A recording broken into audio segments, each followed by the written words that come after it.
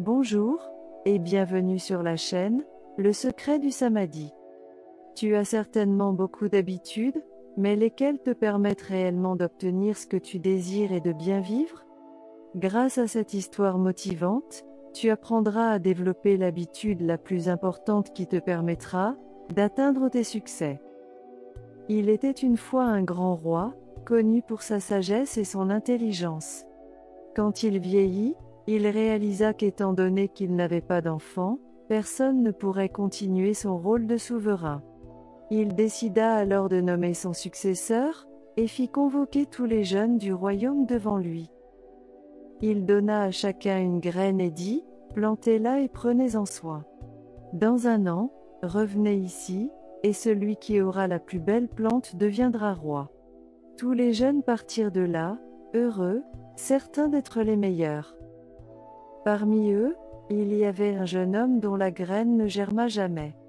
Malgré tous ses efforts pour l'arroser et en prendre soin chaque jour, il n'obtint aucun résultat. Pendant ce temps, il entendait tous ses camarades se vanter de la croissance de leurs plantes. Au bout d'un an, il ne voulait même pas se présenter devant le souverain, mais sa mère l'incita en lui rappelant l'engagement qu'il avait pris chaque jour pour accomplir sa mission.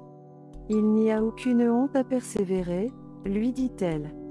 Encouragé par ces paroles, le jeune homme se rendit au palais avec son pot vide. Quand il arriva, il fut stupéfait de voir la variété de magnifiques plantes que les autres avaient réussi à présenter. À ce moment-là, se sentant gêné, il posa son pot vide par terre. Tout le monde commença à se moquer de lui, et il regretta de s'être présenté. Juste à ce moment, le roi arriva, il fit taire la foule et lui dit à voix haute de s'approcher. Il examina attentivement le pot vide. Puis, dans l'étonnement général, il leva la main et déclara, « Ce jeune homme sera le nouveau roi.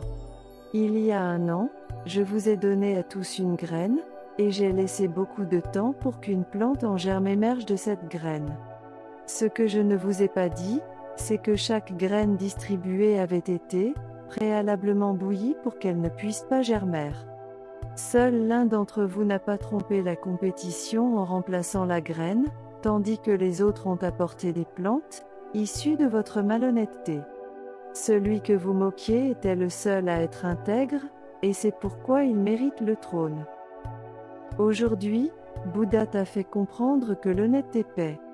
Elle ne doit pas être simplement une qualité que tu possèdes, et que tu utilises uniquement quand cela te convient, mais elle doit devenir une habitude qui te permet de mener une vie véritablement droite et juste.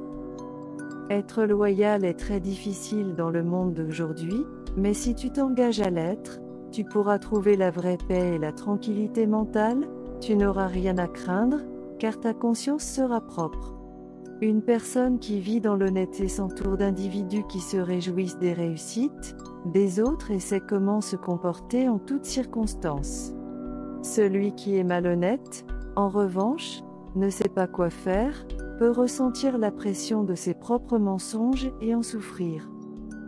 Je te laisse avec une citation de Warren Buffett, « L'honnêteté est un cadeau très cher, ne t'attends donc pas à le recevoir des personnes bon marché. » Et toi, as-tu l'habitude d'être honnête ou tombes-tu dans l'erreur de ne l'être que lorsque cela te convient?